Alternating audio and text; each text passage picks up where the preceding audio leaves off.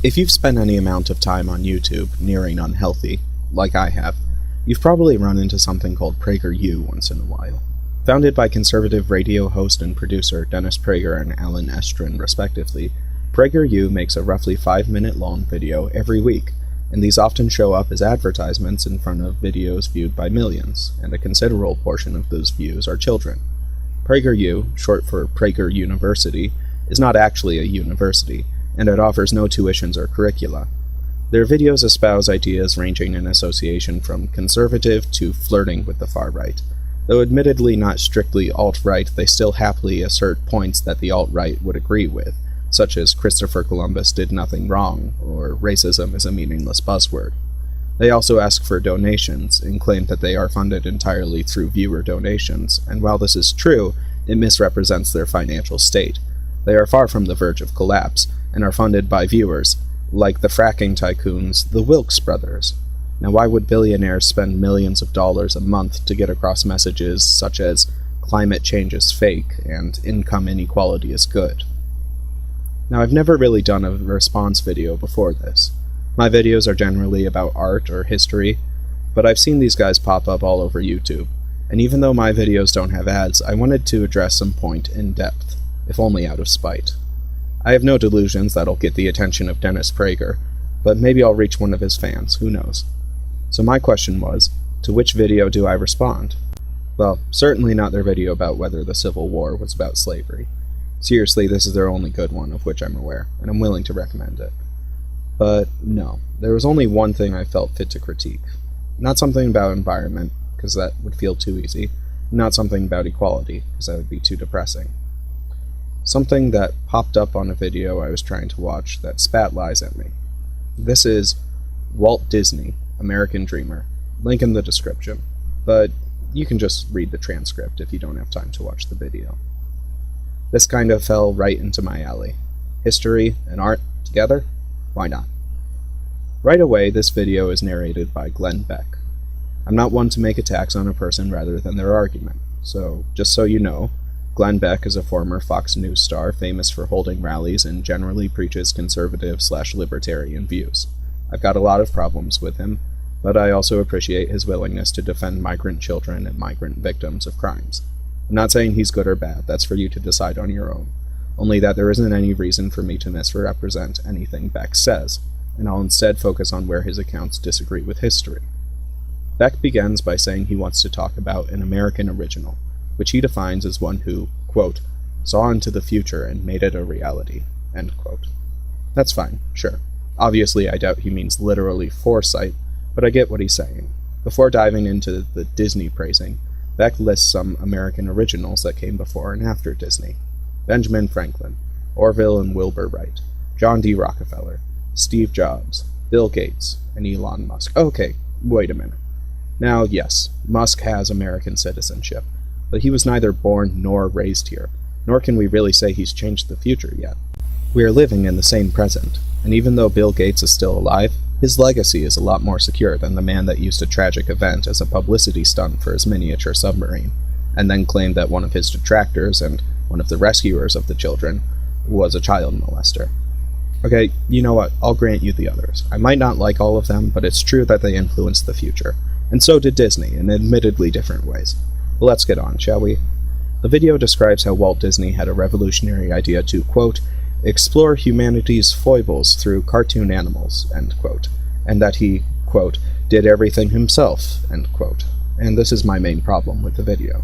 While Walt Disney certainly didn't begin with substantial money, acting like he was a pioneer of cartoons or a one-man studio is ignorant to history. First of all, Walt worked for Laugh-O-Gram Studios on Alice's Wonderland, his first project, which was completed with 4 other talented animators. When Walt moved to Hollywood, he was accompanied by his brother Roy, and Steamboat Willie, which is neither Walt's solo work nor Mickey Mouse's first appearance, was preceded as a cartoon animal by Winsor McKay's Gertie the Dinosaur and Sullivan and Messmer's Felix the Cat, and preceded as a cartoon with sound sync to it by Max and Dave Fleischer's Song Cartoons. This idea of Walt Disney being an exceptional individual that based his ideas solely on his own ingenious implies that if you aren't successful, you simply aren't creative enough or don't try hard enough.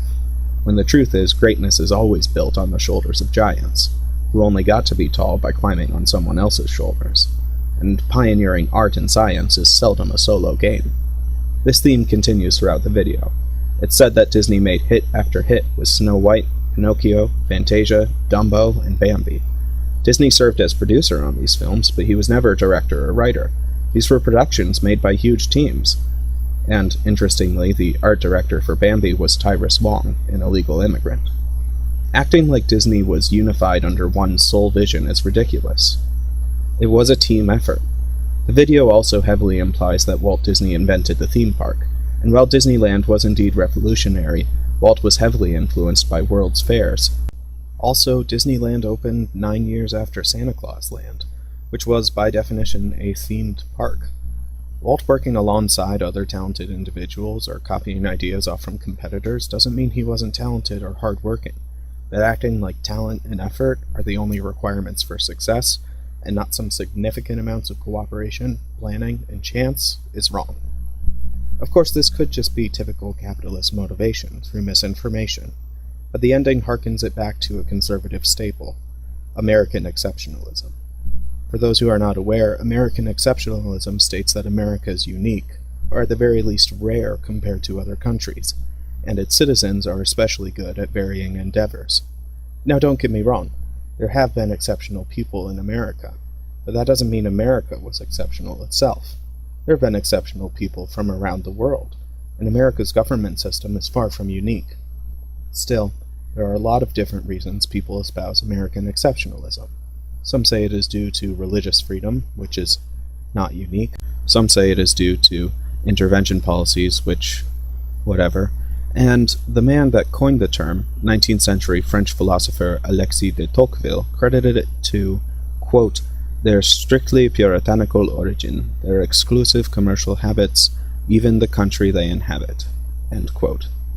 But Glenn Beck, and many other conservatives, believe America makes more fate changers, which, again, is debatable but besides the point, because Americans, quote, don't rely on the government to get things done, end quote, and rely instead upon their own ingenuity and hard work, while the government stays out of their way. Okay. About that. So, first of all, I think certain things like healthcare and drug regulation are different than the freedom to make cartoons. I mean, I've heard a lot of arguments against expanding government, and a lot of them are pretty good. But the vague suggestion that if government helped the needy more, we wouldn't have, what, Enchanted? I mean, the Country Bear Jamborees? Oh, no? But it goes beyond nonsense.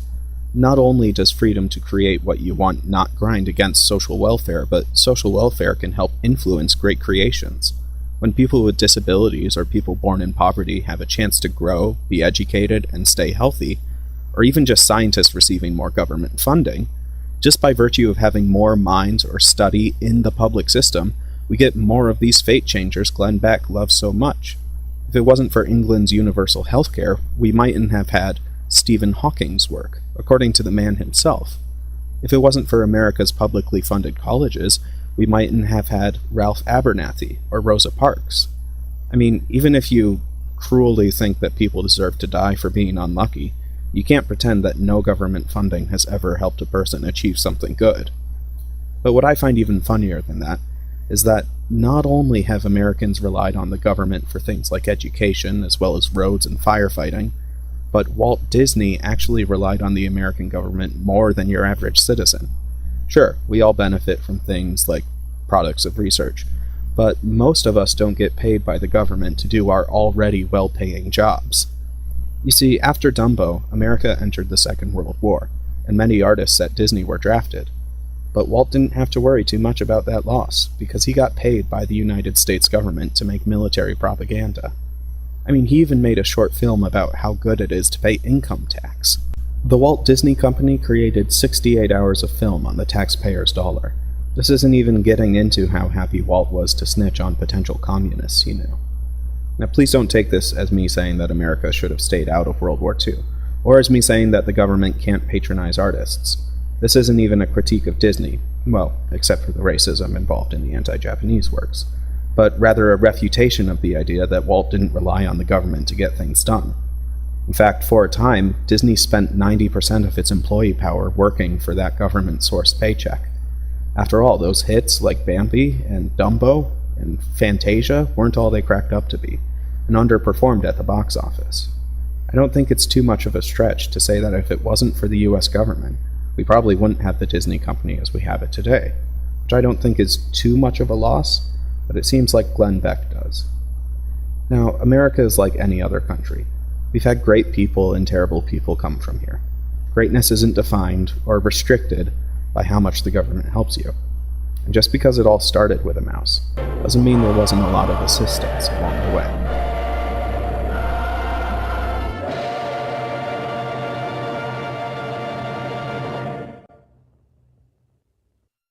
What the hey? Professor Toomey, I was up for a spot on PragerU. They'll never let me on now. You look different. Gotta complain all about them. Gosh, You're a now fictional I'll have to character. Try for They aren't Fox going to let News. you on air. Oh, you moron! You're just angry that white people are successful. Lefties are the real racists. Okay, I'm ending this video.